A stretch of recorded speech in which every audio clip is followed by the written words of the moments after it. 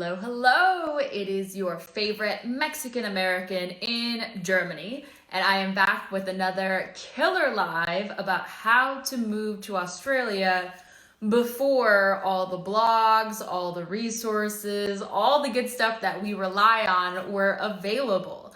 Um, we have an original OG Wanderlust coming on down. She is Save a Million Cents on Instagram, and she is a personal hero of mine. There she is. Hello. Hello, how's it going? It's going good. I'm trying to find a filter. Let's not use a filter. Well, that's how I get these gorgeous lashes on my face. Oh, I want lashes. Damn. Alrighty. Well, next time I'll send you the details, girl. Don't you worry. Thanks. No worries. Could you tell everyone what your name is, what your handle is, and where you are calling in from around the world? Sure. So my name is Nadine Zumot, and my handle is at Save a Million Cents, and I am currently in Albuquerque, New Mexico. Very exotic. Random. Yeah. Yeah. And you have such an interesting background. I was going through your About Me page. You were originally born in Lebanon, moved to Jordan, excuse me. And could you walk us through that journey that you've made across the world, essentially? Sure. You've got all day, I hope. So I was born in Jordan and I was raised there. And then at the age of 23, I decided I needed to leave. Well, actually, I never felt like I was at home. I just felt like I was always born in the wrong place. So at 23, I started doing my paperwork to move to Melbourne, to Australia. And initially, well, it was, I'm going there to study. That's what I told my dad, right? Because, Arab dad. I was like, I'm going to go for 6 months to study. I packed all my things. I never had the intention of coming back. So at 24, I finally made it. I left. I lived in Melbourne until I was 28. And then I had the whole oh shit, I need to live in Europe before I turn 30. So I took myself and I lived in France for 2 years and I learned French. And then I went back home to Melbourne at the age of 30. And then I was there until 35. And then I was traveling in New Orleans. And I don't know, I think I had a spiritual awakening there. I don't know what happened. I still don't know what happened, but I just fell in love with the place and one thing led to another. And now I'm also American and Australian and Jordanian. So I've got 3 nationalities now. That's amazing. That's my dream. So you are living my full best life. Yes. And I would argue you did it in a much more tumultuous time with arguably more difficult circumstances because for Jordanians to go, wait, did I say Jordan? Is it Lebanon or Jordan? Jordanians, yeah. Jordanian, there we go. Oh God, I'm so warm from working all day. That's okay. It is not easy to move from Jordan to elsewhere. How did the paperwork work out for you? Walk us through this process. That was really rough, I have to say. So like you said, for a Jordanian, for an Arab, unfortunately, it is very difficult. It's quite more difficult to move to America, Australia, etc. So at the time, especially, and like you pointed out in your caption, it really was not that easy to find information. Like everything is readily available now on websites and all of that. But back in 2003, 2004, yes, internet was there, but you don't just jump on Google. I don't even know if there was Google. But at the time, I had to physically go to the Australian embassy in Jordan and ask for paperwork. And I got a stack of paperwork that I had to go through on my own and read and understand. And it was very stressful. I had to get things right, and they needed a lot of guarantees and guarantors and all of that. And luckily, my mom was very, very supportive of me just leaving because she knows my childhood was difficult. She's like, you really need to go to Australia and never come back. So she was really helping me in terms of this is my daughter. I have a business. I guarantee that we can cover her student, all the fees and all the uni fees, because like I said, I went as an international student, and that was not an easy thing to complete. And I had to go back and forth to the embassy and lots of interviews, and they were really why do you want to go? Why? And some questions were like, dude, hang on a second, why are you asking me these questions? Like, I just want to go spend my money in Australia. So it was really rough. Like, I still remember the day I was in that room being interviewed, and like I was a kid, you know, like first time ever leaving the country and just like wanting to leave and never come back. And I think he saw that in my face. Like, just let me out. And you were able to navigate that by yourself, or were your parents able to help you with the paperwork? Yeah. Okay. My dad was against it. My dad actually came to the airport and tried to physically stop me because he does not have a daughter that goes to Australia on her own. We didn't talk for 10 years. My mom tried to help me, but she was like, this is too complicated. I don't understand. So really, I was on my own.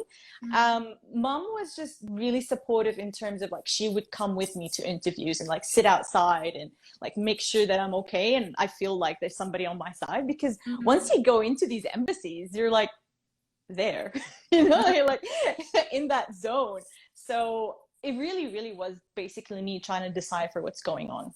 Yeah, I had a very similar experience with my mom. So she actually came with me to the Chinese embassy, and she was like, I don't know what's happening. You've done all the paperwork, but I'm just here to support you. And she's actually in this chat right now. Oh, hello. So hi, Mom. Thank you to all the moms that support our crazy. Agreed. Like, having a mom that supports her daughter's wild ambitions to move across the world by herself is like rare and far between. So we are truly grateful for everything that they've done for us in the past. I would have never been able to do any of this without her support, like just moral support. And especially being a little girl from Jordan, like people don't do that, you know. My friends were like, oh my god, we graduated, no offense friends, we graduated, now let's get married. I'm like, fuck that, I'm fucking gone. Sorry. You're fine. This is an X-rated live now, but that's okay. And so once you landed in Australia, I assume that you did your master's degree there, and then did the visa give you the ability to work there immediately, or did you have to go through more hoops? Okay, there was a lot of hoops. So in terms of, as soon as I landed, I had a month. And then after that month, I was allowed to work. And it was a bit restricted because as an international student, I believe it's the same now. You only have the right to work 20 hours a week while you're in class. So during school holidays, you're okay. But while you're studying, you can't exceed 20 hours a week. This is for your protection, and also so that people don't, you know, use you. Because, you know, international students, some of them don't really speak English very well. They don't want employers to kind of like take advantage of that. So that was that. However, my student visa was for a master's in food science. So my background is in nutrition and food science. And as soon as I got there, I was doing the program and I hated it. It was very expensive and I hated every single bit of it. It just felt so wrong. But as part of my visa, I had no right to change for like the first 12 months. So I was kind of stuck doing something that I hated. And yeah, there was a lot of hoops after that I had to skip through in order to get my permanent residency and stay there forever. But yeah. How long do you have to stay in Australia to get your permanent residency? At the time, I believe it was 4 years. From memory, I think it's still the same.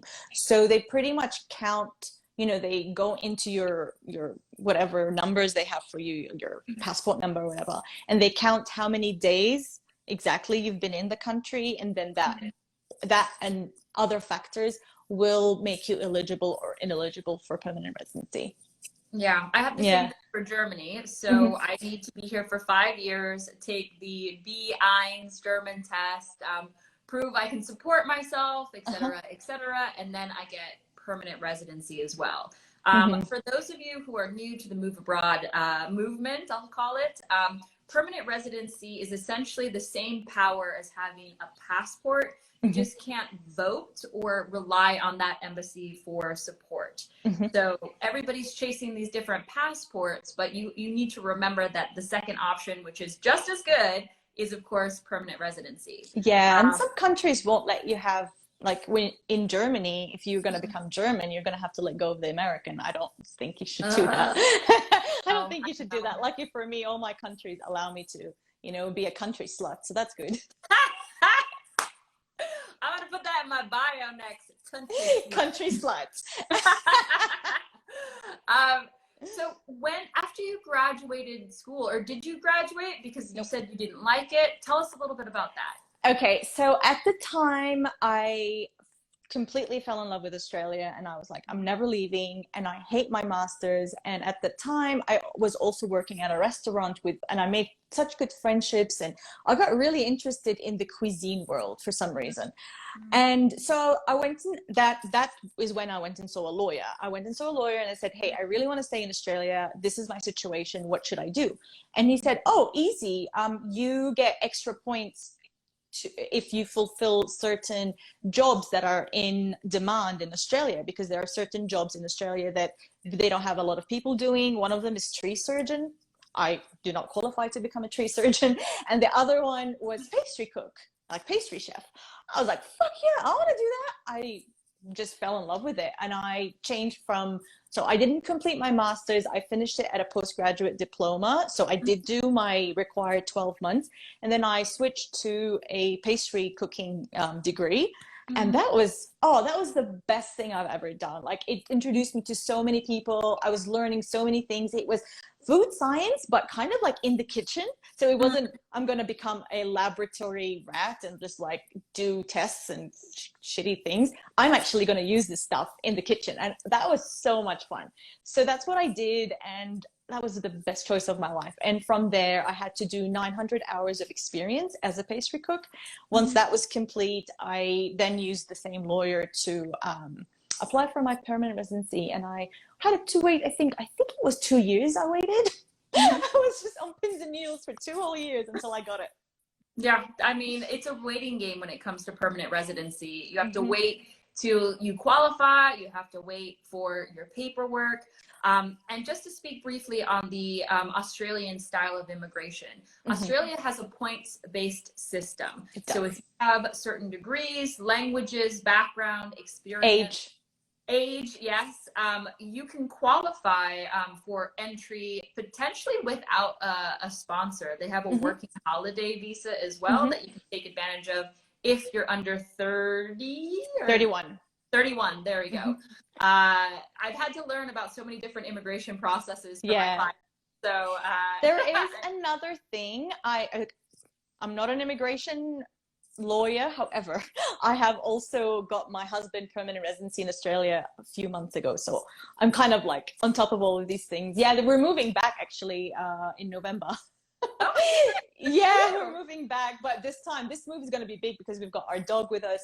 Anyway, so back to what you were saying, there is another option for Americans, which I believe is called the E3 visa.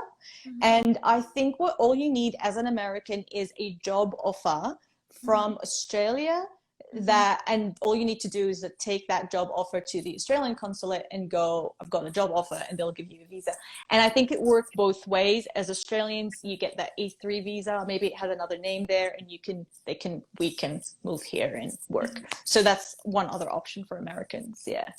Do you know if by any chance, if that work sponsorship needs to prove that the American going to Australia can do the job that other local Australians cannot do? Have you ever heard I believe that is true. Yeah, that rings truth. The employer, so let's say the employer that's in Australia needs to prove that, first of all, they're a legit company and that they have Australian employees, so that they're sure that it's not like this is a company that only hires expats for some reason. So they have to do that, and then they have to prove, so the employer needs to prove that that specific employee that's coming from America or from China or from India or whatever has specific requirements that nobody around that person can fulfill.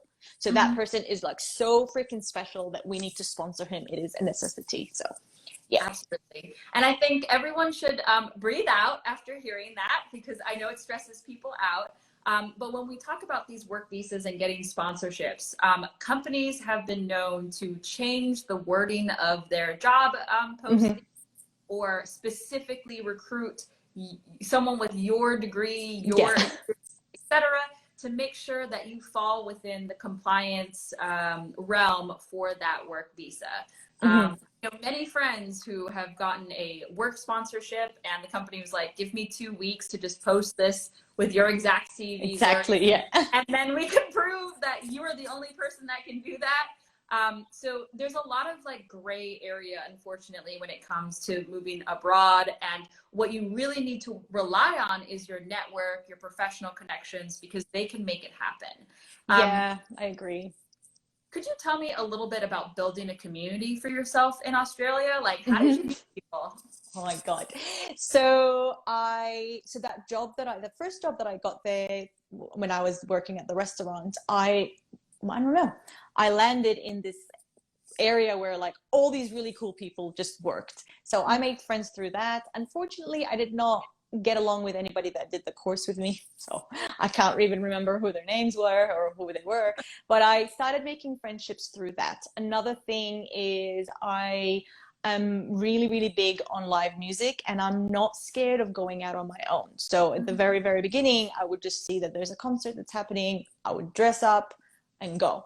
And that's how I made most of my friends, just from going to concerts and shows and not acting like an idiot, not like being like that drunk girl, like, oh my God, just being like vigilant of what's around me because I was new to the country and I was all of that. And I am on my own in a concert and people like the same people would go to the same concerts. And all of a sudden, like, who's this girl? She's always there and she's got a funny accent and blah, blah, blah. So that's how my friendship started. And it's been 16 years and these people are now my family, so I think with building community, I would say just go at it with complete genuine authenticity. Just follow what your curiosity is, because sometimes what you're curious about is if it's an event or an activity. Another thing is I did circus as well, so I was like, yeah, I was doing like circus things, and that's another way where I met people. But like every time I would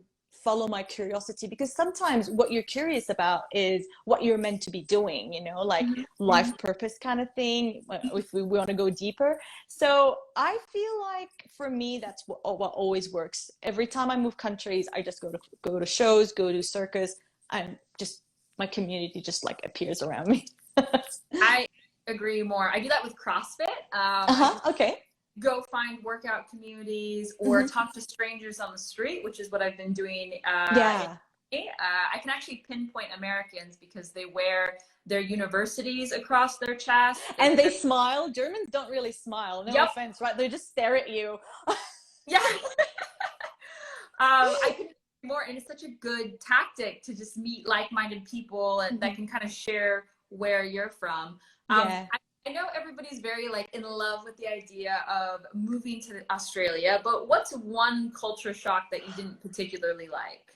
That's a very cool question. Oh my God, I knew this was going to be awesome. One culture shock that I didn't like. So, I don't think it's just particular for Australia, but one thing that really shocked me was that my friends were, not all of them, but most of them were required to pay board at their parents' house if they were to stay there after the age of 18.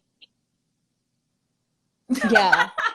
Yeah, it's like they're paying rent to their parents. Yeah. And in the beginning, in my Arab mind, I was like, oh my God, as if, And then I started looking more and more into it, being more curious about it. And I'm like, this actually really prepares people to start paying rent and being responsible.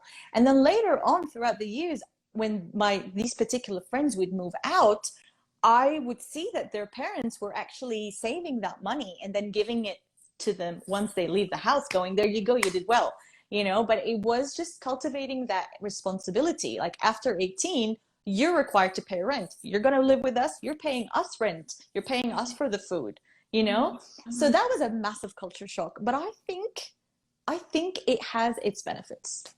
Oh, for sure. Because it starts getting those muscles in the habit of budgeting, creating space for the things that are important to you, like having somewhere to sleep at night.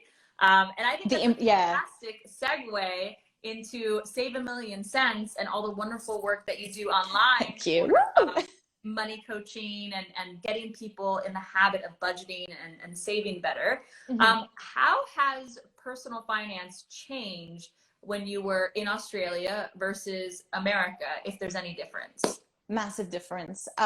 So in Australia, I was single. In America, as soon as I got here, I found the love of my life and we got married. So first, yeah, I know. So in Australia, it was navigating things on my own, and that was somehow way easier. I don't know why. I didn't have to manage anybody.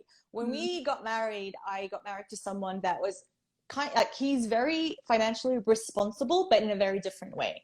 And so it was in Melbourne doing like managing my money in a way that suited my values and being aware of what my values were, what my goals were, and not getting carried away by too much fun. Not that I wanted to not have fun, but kind of like, okay, so there's like a billion concerts out there, but summer is coming and I know I want to go and spend 3 weeks in Germany to see my brother, for example. So where are my priorities, and what are my values currently? So just like revisiting my values every 6 months, I'm very big on that.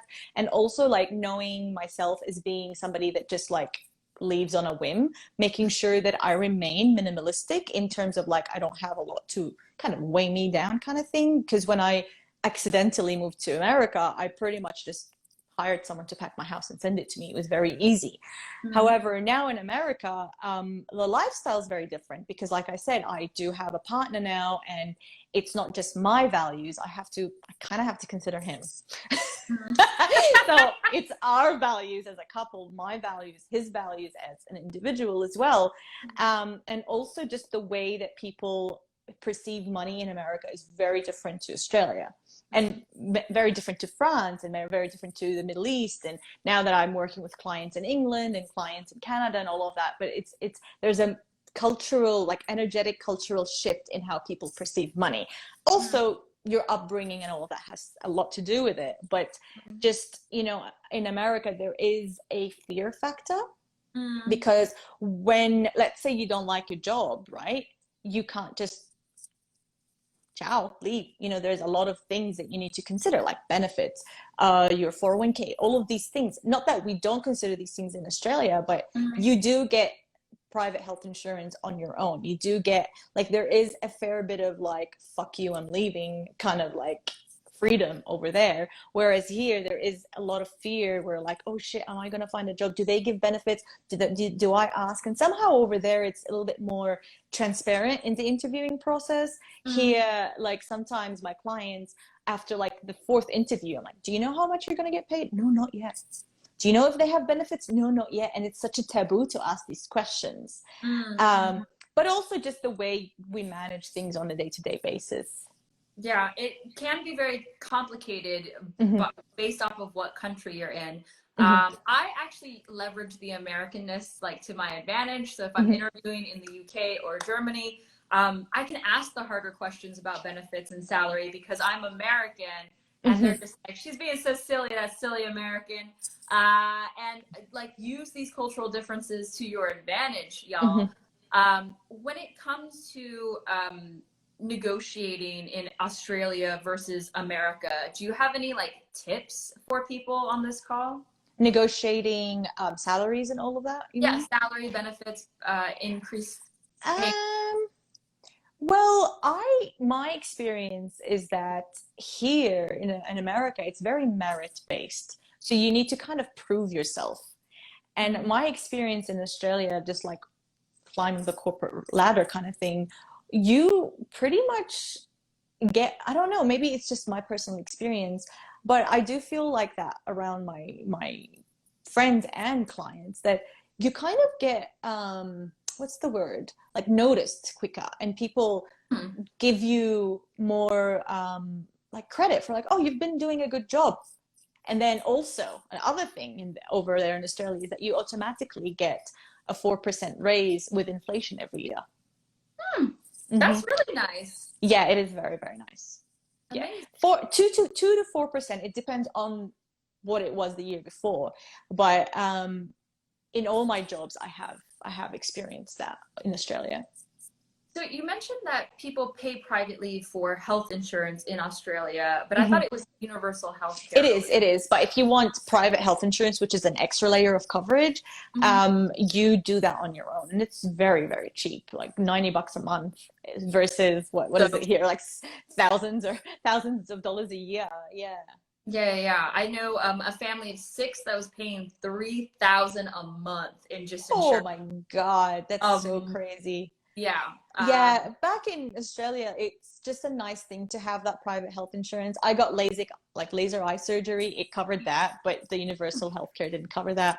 Um, a portion of my gym they were covering. It's just like nice to have, not necessity.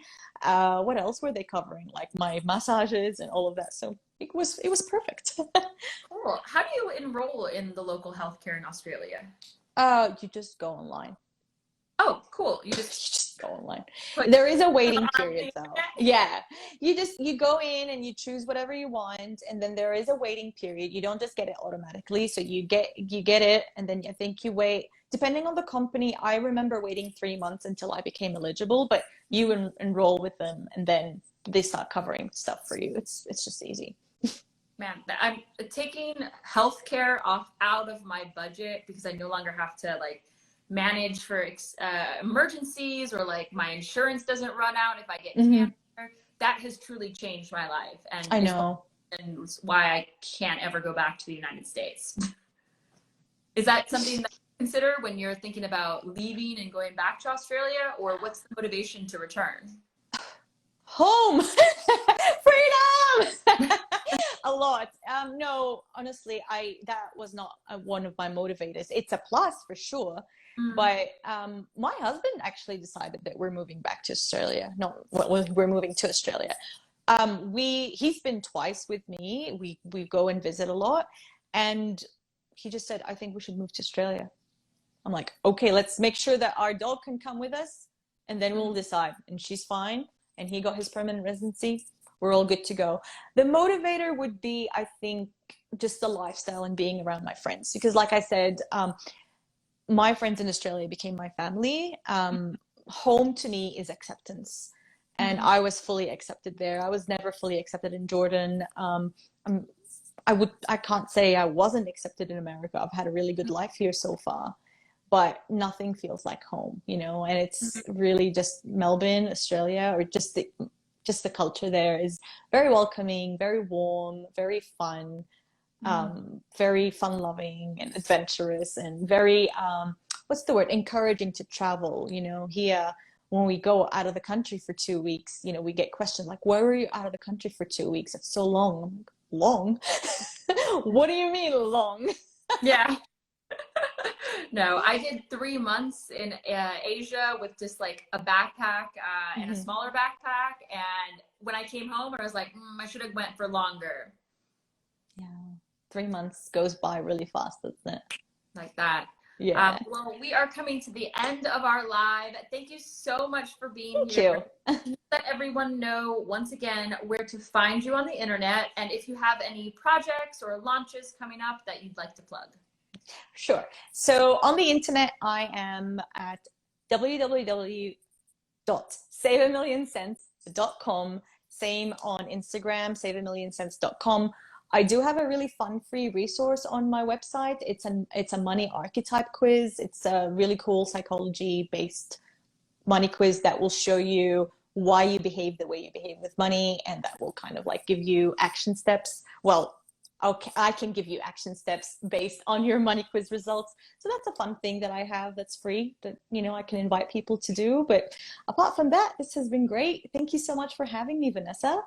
Yeah, no problem. It's been such a joy meeting you. I loved everything that you had to say. Thank you. And I am truly rooting for you once you go back to Australia. And maybe we'll do part two once you're back in Australia. Once we get there, I'll give you the how we moved our dog to Australia Oh my story. God. Yep. My poor little Yep. puppy. Bless him. I moved my cat to Germany, so I Wow. understand the stress and like what you're going through right now. Yeah, she has to quarantine for 10 days, so it's okay. I know. She'll be all right. We'll be reunited. She will be okay. Well, have a wonderful rest of your day, and I will Thank see you, Vanessa. you on the internet. Thank you, everyone. See you later. Ciao. Bye.